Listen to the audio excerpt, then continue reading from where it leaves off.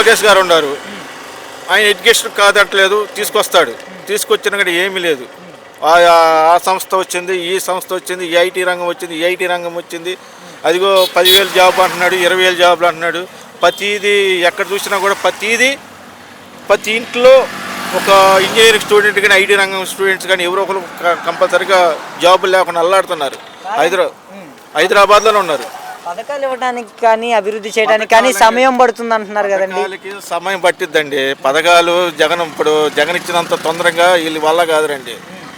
ఇప్పుడు ఏం చేయాలన్నా ముగ్గురు బీజేపీ, జనసేన, చంద్రబాబు నాయుడు అని టీడీపీ ఈ ముగ్గురు కలిసి ఒక ఓటయ్యి వేద్దామంటే వేస్తారు, అంతేగాని ఏది వేయరు.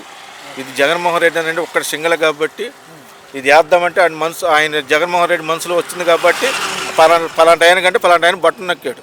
అది ప్రజలకి అందరికి వచ్చింది, అందరూ సంతోషపడ్డారు. కానీ అలా కాదండి.